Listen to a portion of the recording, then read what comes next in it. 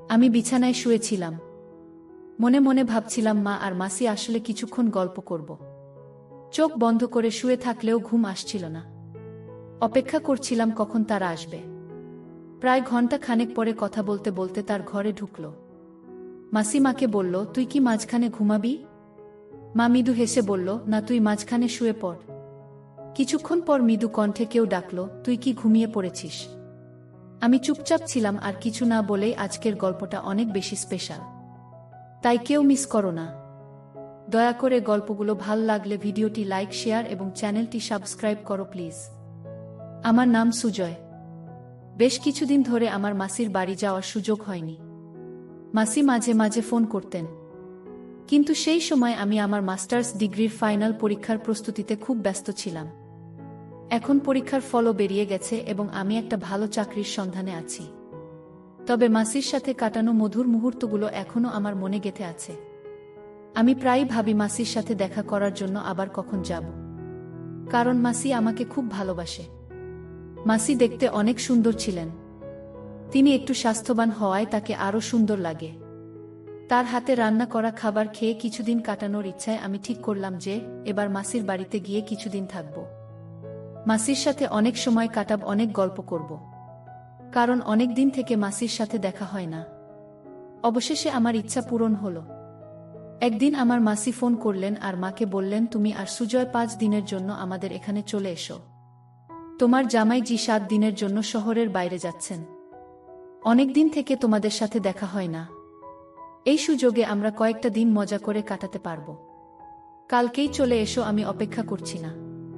Phone স্পিকারে রেখেছিলেন যাতে আমি কথাগুলো শুনতে পারি। আমার মায়ের নাম গীতা আর মাসির নাম লতা। সব কথা শুনে মা বললেন, ঠিক আছে লতা, আমরা কালকে আসছি। এরপর মা ফোনটা রেখে দিলেন। ফেব্রুয়ারি মাস ছিল, তাই বেশ ঠান্ডা পড়ছিল। মা বললেন, সুজয়, আমরা সকাল 12টার দিকে বের হব যাতে ঠান্ডা একটু কম লাগে। তবে আমরা বাইকে যাব। আমি মাকে হ্যাঁ বলে দিলাম। এরপর মা বললেন, আমি আমাদের দুজনের কাপড়গুলো গুছিয়ে নিচ্ছি। তারপর মা তার ঘরে চলে গেলেন। আমি আমার ঘরে গিয়ে বিছানায় শুয়ে পড়লাম। বিছানায় শুয়ে ভাবছিলাম, যদি মাসি মাকে সব কিছু বলে দেয় আগের দিনের কথা, তাহলে কি হবে? আর যদি মায়ের সামনে মাসি আমার সাথে কোনো কিছু করে, তাহলে পরিস্থিতি কেমন হবে? এইসব ভাবনা ভাবতে ভাবতে কখন যে ঘুমিয়ে পড়লাম বুঝতেই পারলাম না। কারণ মাসি আমার বন্ধু মতো ছিল। তিনি আমার সাথে অনেক ফ্রি থাকত। পরের দিন আমি আর মা সকাল বেলায় চা নাস্তা সেরে তৈরি হয়ে গেলাম। ঠিক 12টা বাজে আমরা বাইক নিয়ে রওনা হলাম মাসির গ্রামের দিকে। গ্রামের রাস্তা 3 ঘন্টার ছিল। আমরা দুজনেই নিজের চিন্তায় মগ্ন ছিলাম। শহরের সীমানা ছাড়ানোর পর কাঁচা রাস্তা শুরু হলো। বাইকের পিছনের সিটটা একটু উঁচু থাকায় মা বারবার আমার সাথে ধাক্কা খাচ্ছিলেন। আমি মাকে বললাম, ভয় পেও না মা, আমাকে শক্ত করে ধরে রাখো। মায়ের বাইকে চড়ার অভ্যাস কম, তাই মা এক হাতে আমার কাঁধ শক্ত করে ধরলেন আর অন্য হাত দিয়ে আমার পায়ের উপর আঁকড়ে ধরে বসে রইলেন।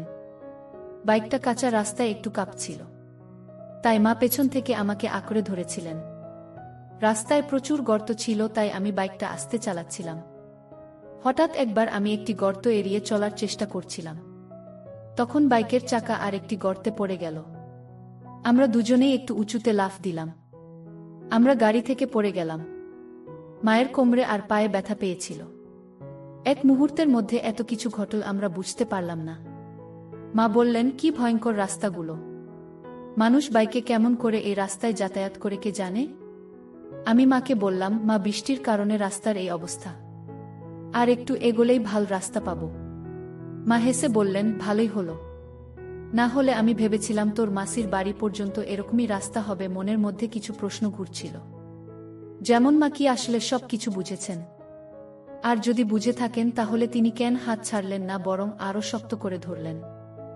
এসব ভাবতে ভাবতে আমরা গ্রামের কাছে পৌঁছে গেলাম। অবশেষে 3টার দিকে আমরা মাসির বাড়িতে পৌঁছে গেলাম। বাইকের শব্দ শুনে মাসি উঠোনে এসে হাজির হলেন। আমাদের দেখে তার মুখে খুশির ঝিলিক ফুটল। তিনি তৎক্ষণাৎ মাকে জড়িয়ে ধরলেন।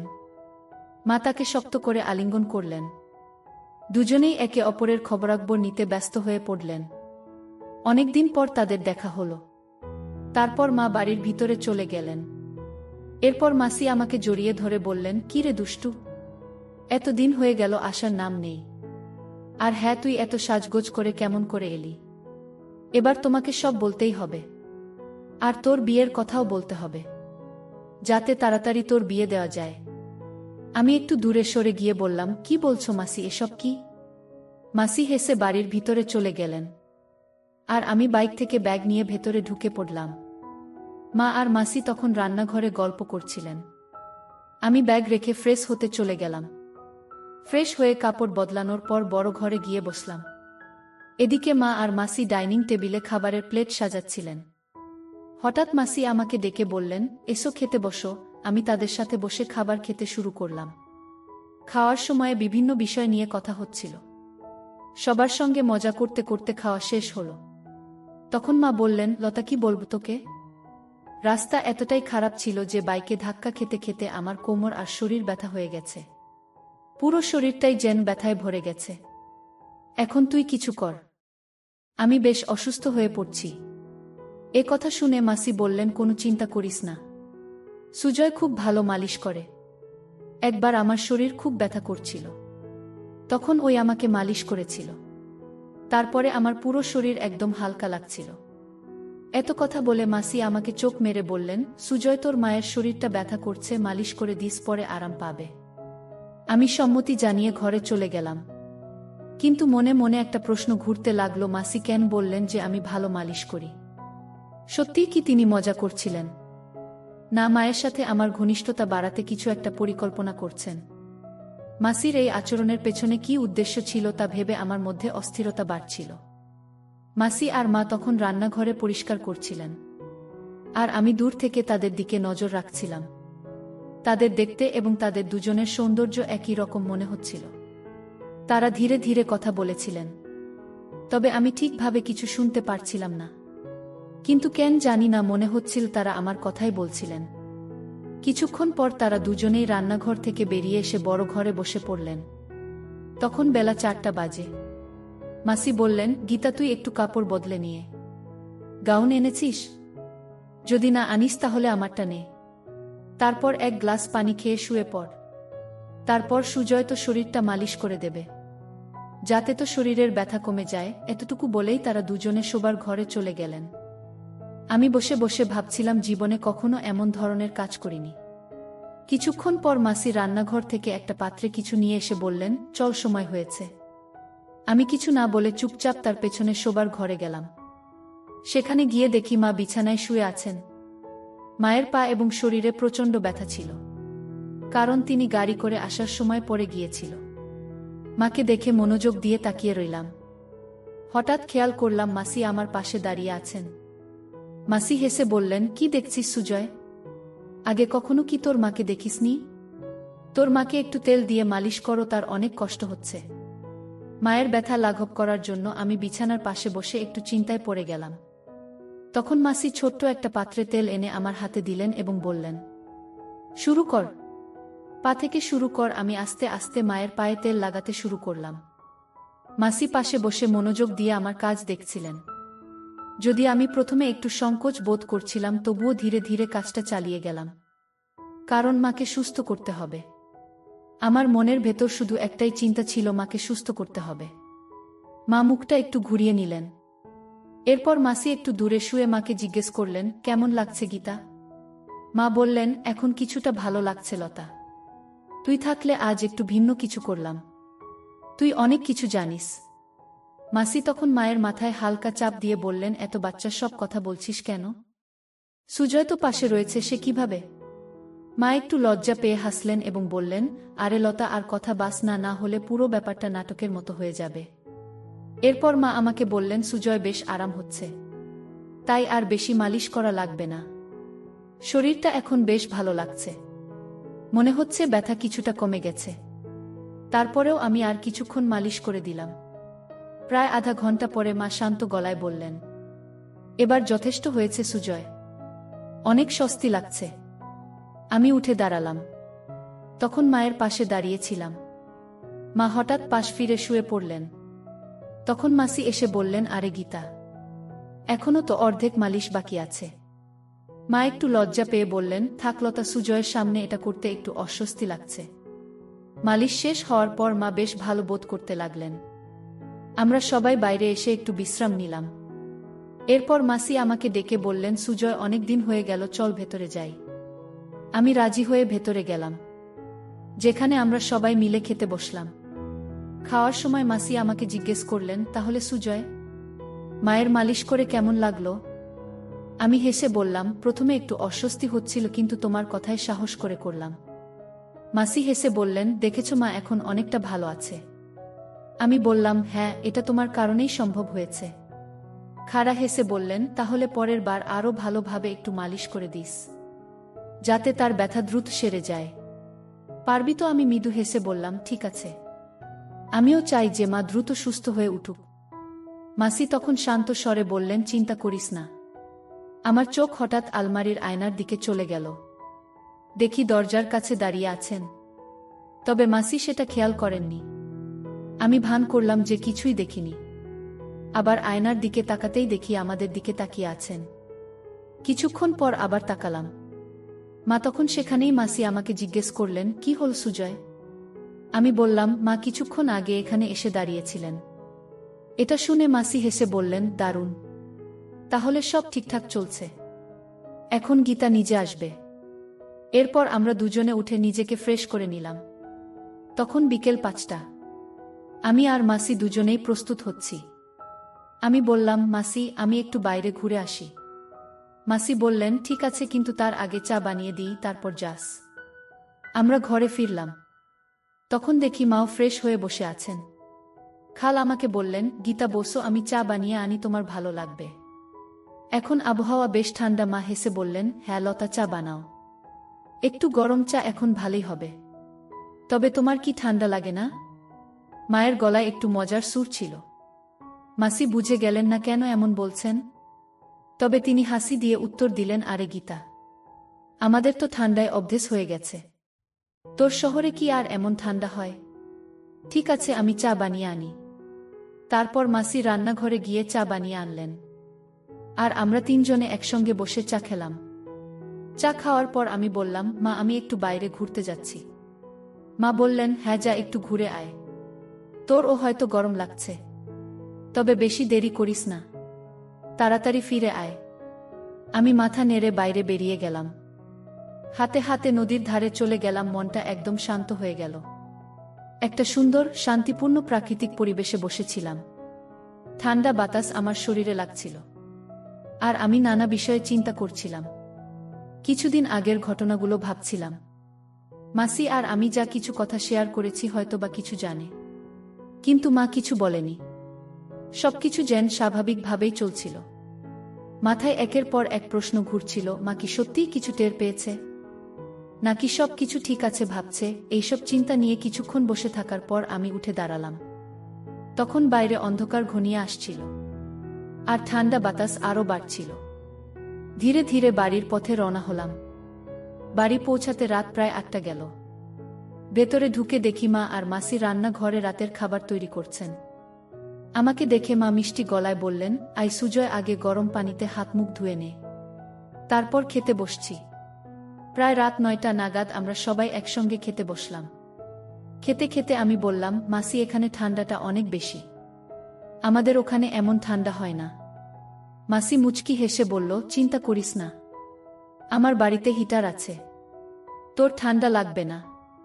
আমি বললাম, সত্যি? তাহলে ঠিক আছে, আজ একটু আগে ঘুমাব, বেশ ক্লান্ত লাগছে। মাসির কথা শুনে মা মজা করে বলল, তুই এত ছোট, তোর আবার কি ক্লান্তি? মাসি হেসে বলল, আরে গীতা এত পথ পাড়ি দিয়ে এসেছে, তার উপর রাস্তার এমন অবস্থা। মা আর কিছু বলল না। আমরা সবাই মিলে গল্প করতে করতে খাওয়া শেষ করলাম। তারপর মা আর মাসি রান্নাঘর পরিষ্কার করতে ব্যস্ত হয়ে পড়ল। আর আমি উঠলাম একটু বাইরে হাঁটতে। কিছুক্ষণ পর আমি শোবার ঘরে গেলাম। ঘরটি আগে থেকেই গোছানো ছিল। বিছানায় একটি বড় কম্বল পাতা ছিল, যা দুজনের জন্য যথেষ্ট। আমি কাপড় পরিবর্তন করে কম্বলের নিচে ঢুকে শুয়ে পড়লাম এবং দেওয়ালের দিকে মুখ করে চোখ বন্ধ করলাম। জানতাম তারা রান্নার কাজ শেষ করে আসবে। তবে তখনও অনেক চিন্তা মাথায় ঘুরছিল। আমি বিছানায় শুয়েছিলাম। মনে হচ্ছিল যে তারা এলে গল্প হবে। যদিও চোখ বন্ধ করে শুয়েছিলাম, ঘুম আসছিল না। তাদের আসার জন্য অপেক্ষা করতে লাগলাম। প্রায় 1 ঘন্টা পরে কথা বলতে বলতে তার ঘরে ঢুকল। খাল আমাকে বলল, তুই কি মাঝখানে ঘুমাবি? মা হেসে উত্তর দিল, না, তুই ঘুমাইস না মাঝখানে। এই কথোপকথন চলতে থাকলো আর আমি চুপচাপ শুয়ে রইলাম। আমি শুয়ে থাকার ভান করছিলাম ওদের কথোপকথন শুনতে শুনতে। কিছুক্ষণ পর ঘরটা একদম শান্ত হয়ে গেল। আমি আস্তে করে কম্বল সরিয়ে দেখলাম ঘরের আলো নিভিয়ে দেওয়া হয়েছে। মনে একটু স্বস্তি পেলাম, কারণ সবাই ঘুমিয়ে পড়েছে মনে হলো। প্রায় 20 মিনিট এভাবে কেটে গেল, কিন্তু কোনো আওয়াজ শুনতে পাচ্ছিলাম না। আমি একটু সরে গিয়ে অন্যদিকে মুখ করে শুয়ে পড়লাম, কারণ নানা চিন্তা মাথায় ঘুরছিল। ভাবছিলাম, আমার নড়াচড়া কেউ লক্ষ্য করল কি? মা কিছু বুঝতে পারছেন? সব ঠিক আছে? ঠিক তখনই একজন মৃদু কণ্ঠে ডাকল, তুই ঘুমিয়ে পড়েছিস?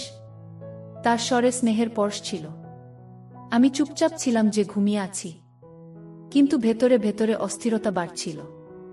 তারপর বলল, ভালো করে ঘুমিয়ে পড়, সকালে সব কথা হবে। তার কথায় মনে অনেকটা শান্তি এলো এবং ধীরে ধীরে আমি ঘুমিয়ে পড়লাম। ঠিক তখন মা বললেন, এখন ঘুমিয়ে পড়, রাত অনেক হয়েছে। তার গলায় ক্লান্তির সুর ছিল। সবাই নিজের জায়গায় ফিরে গিয়ে শুয়ে পড়ল। মায়ের কণ্ঠে এমন কিছু ছিল যা আমাকে মানসিকভাবে শান্ত করেছিল। কিছুক্ষণ শুয়ে থেকে অবশেষে ঘুমিয়ে পড়লাম। সকালে ঘুম ভেঙে দেখি মা আগে উঠেছেন। তিনি রান্নাঘরে চা তৈরি করছিলেন, আর পাশে মাসি বসেছিলেন। ঘরের পরিবেশটা একটু অন্যরকম লাগছিল। মা আমাকে দেখে মৃদু হেসে বললেন, চা খাবে? আমি মাথা নেড়ে সম্মতি জানালাম। তার হাসিতে ছিল অভিজ্ঞতা ও মমতা, যেন তিনি পুরো পরিস্থিতি বুঝে শান্তভাবে সবকিছু সামলাচ্ছেন। আমরা বেশ কয়েকদিন মাসির বাড়িতে থাকলাম। মাসির সাথে আমি আর মা অনেক হাসি ঠাট্টার মধ্যে দিন কাটিয়েছিলাম। অনেক জায়গায় ঘুরতে গিয়েছিলাম। কিছুক্ষণ পরে মা মাসির দিকে তাকিয়ে বললেন, আচ্ছা লতা, আমাদের এখন চলে যাওয়া উচিত। অনেক কাজ বাকি আছে বাড়িতে। মা আর আমি যখন মাসির বাড়ি থেকে বের হচ্ছিলাম, মাসি হেসে বললেন, ঠিক আছে, তোমরা যাও। আমার স্বামীও আসার সময় হয়েছে। বিদায় মুহূর্তে পুরো পরিবেশটা হালকা হয়ে গেল। আমি অনুভব করলাম মা কিছু না বললেও সবকিছু সুন্দরভাবে সামলে নিয়েছেন। মা আমার দিকে তাকিয়ে শান্ত স্বরে বললেন, সুজয়, জীবনের সবকিছুর একটা সীমা থাকে আর সঠিক ভুলের পার্থক্য করা গুরুত্বপূর্ণ। তার কথাগুলো আমার মনে গভীরভাবে ছাপ ফেলল। সেই মুহূর্তে আমি সিদ্ধান্ত নিলাম, জীবনের প্রতি আমার দৃষ্টিভঙ্গি পরিবর্তন করব এবং নতুনভাবে জীবন শুরু করব। মায়ের ধৈর্যশীল ও শান্ত আচরণ আমাকে এমন এক শিক্ষা দিল যা অন্যভাবে উপলব্ধি করা সম্ভব ছিল না। মাসির বাড়ি থেকে বিদায় নিয়ে আমি মনে মনে প্রতিজ্ঞা করলাম যে আমার চিন্তা ভাবনা ও কাজকে সঠিক পথে পরিচালিত করব। মায়ের স্নেহ, তার মনের গভীরতা এবং তার বলিষ্ঠ চিন্তাশক্তি আমাকে জীবনের নতুন দিশা দেখিয়েছে। আমি এখন ভবিষ্যতের দিকে আরও আত্মবিশ্বাস ও আশার সঙ্গে এগিয়ে যেতে প্রস্তুত। তার কিছুদিন পর আমার একটি ভালো চাকরি হয়। এখন আমি সব চিন্তা বাদ দিয়ে মন দিয়ে চাকরি করতে থাকি, আর আমার পরিবারের সব দায়িত্ব নেই। এখন আমার মা অনেক খুশি আমার উপর। গল্পটা কেমন লাগলো জানাতে ভুলবেন না। আরও মজার মজার রোম্যান্টিক গল্প শুনতে চাইলে ভিডিওটি লাইক, শেয়ার এবং জোনাকি ব্লগ চ্যানেলটি সাবস্ক্রাইব করতে এবং বেল আইকনটি ক্লিক করতে ভুলবেন না। ভিডিওটি দেখার জন্য তোমাদের অসংখ্য ধন্যবাদ।